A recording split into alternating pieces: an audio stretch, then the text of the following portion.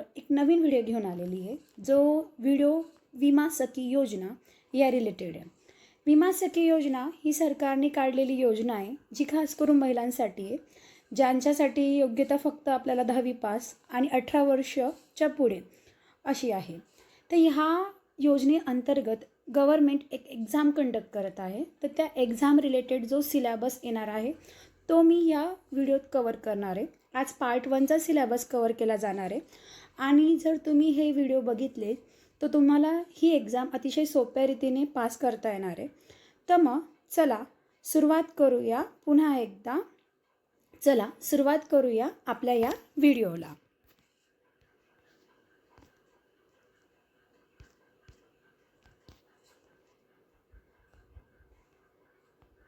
म्हणजेच इन्शुरन्सची ओळख. इन्शुरन्स आता आपण सिंपलरित्या इन्शुरन्स काय असते हे समजून घेऊ.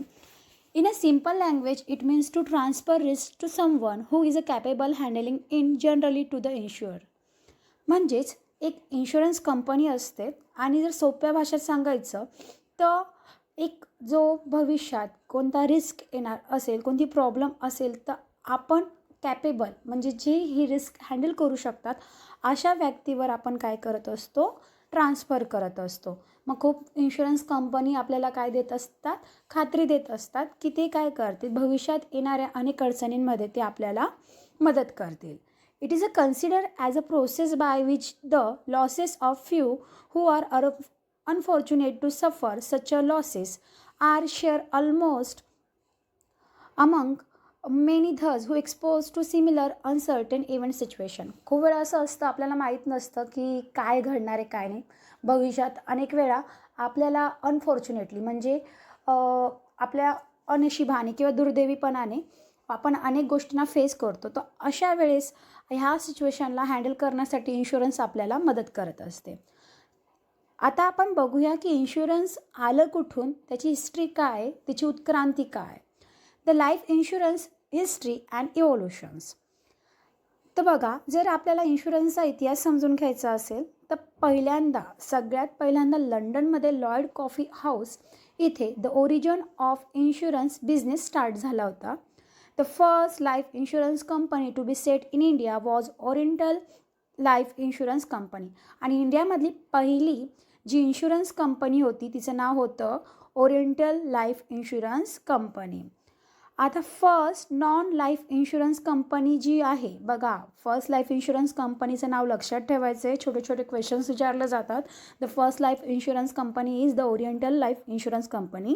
Then the first non life insurance company was the Triton insurance company.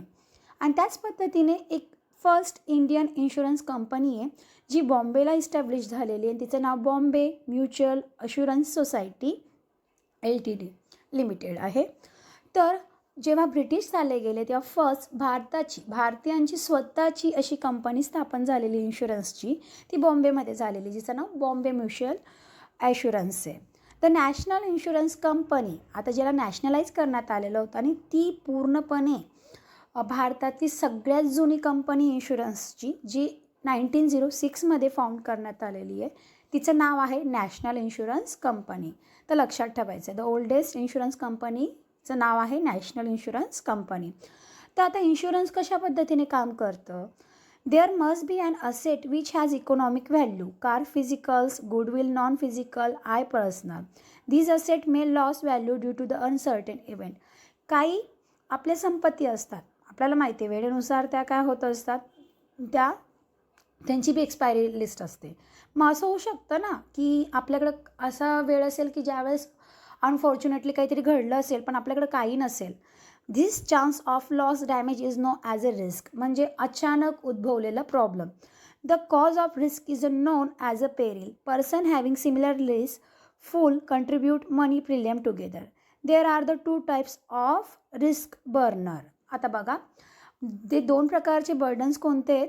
पहिला आहे प्रायमरी बर्डन, ज्याला आपण म्हणू शकतात लॉसेस ॲक्च्युली सफर्ड, म्हणजे जसं आता फॅक्टरीमध्ये अचानक आग वगैरे लागलेली असेल, ओके, आणि खरंच ॲक्च्युलीमध्ये ते घडतं आहे बरोबर, तर त्याला तुम्ही म्हणू शकतात लॉसेस ॲक्च्युली सफर, म्हणजे आपण त्याच्यामध्ये स्वतः अनुभव घेतो आहे. And secondary burden of risk is losses that might be happen physical mental स्टेटमुळे होऊ शकतं अशा गोष्टी त्या येतात सेकंडरी बर्डन. तर 2 प्रकारचे रिस्क बर्डन लक्षात ठेवायचे. एक प्रायमरी आहे ज्यात आपण ॲक्च्युअलमध्ये सफर करत असतो आणि सेकंडरी बर्डन रिस्कमध्ये तुम्ही फक्त म्हणजे तुम्ही त्यात सफर करतात पण माईट बी असं शक्यता आहे की त्याच्यामुळे तुम्हाला लॉस होऊ शकतो. आता तिसरं जर यातलं महत्त्वाचं जर पॉईंट आहे तो आहे रिस्क मॅनेजमेंट टेक्निक, की कशा पद्धतीने ही इन्शुरन्स कंपनी रिस्क मॅनेजमेंट करते बघा. The various types of techniques that can be use to manage risk are risk avoidance. खूप साऱ्या आहेत जसं रिटेन्शन्स, रिडक्शन्स, कंट्रोल, फायनान्सिंग करून रिडक्शन करून कंट्रोल करून तुम्ही रिस्क काय करू शकतात, अवॉइड करू शकतात. The insurance as a tool for managing risk. Don't risk a lot for a little.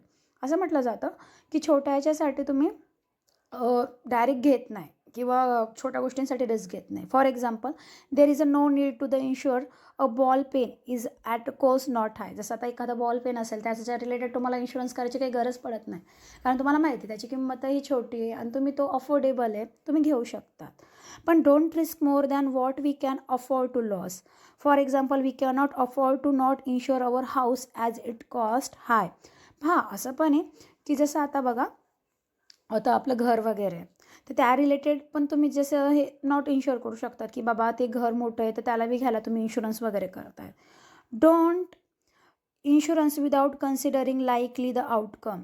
Can anyone insure a space satellite.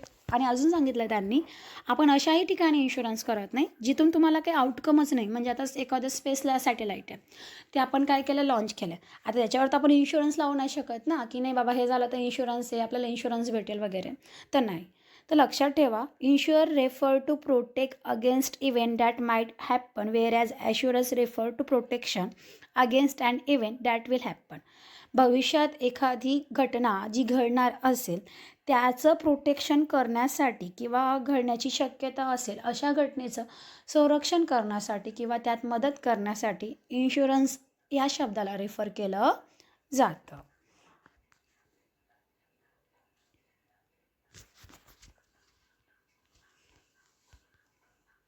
तर आजच्या लेक्चरमध्ये हाच भाग आपण पुन्हा एका नवीन पार्टसोबत भेटूया. प्रत्येक पार्टला मन लावून ऐका.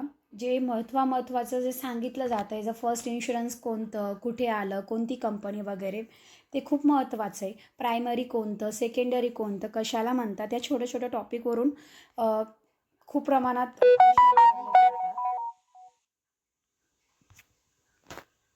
तर जर तुम्हाला व्हिडिओ आवडला असेल तर नक्की शेअर करा सबस्क्राईब करा. आणि जर तुम्हाला लाडकी बहीण रिलेटेड योजना रिलेटेड असो किंवा हे बीमा सखी योजना काय आहे काय पात्रता आहे कशा पद्धतीने एक्झाम घेतली जाते कशा पद्धतीने पैसे घेतले जाणार आहेत सरकारकडून कशा प्रकारे याचा फायदा होणार आहे जर हे जाणून घ्यायचं असेल तर नक्कीच कमेंट करा. मी तुम्हाला बीमा सखी योजना रिलेटेड व्हिडिओसुद्धा शेअर करेल. थँक्यू.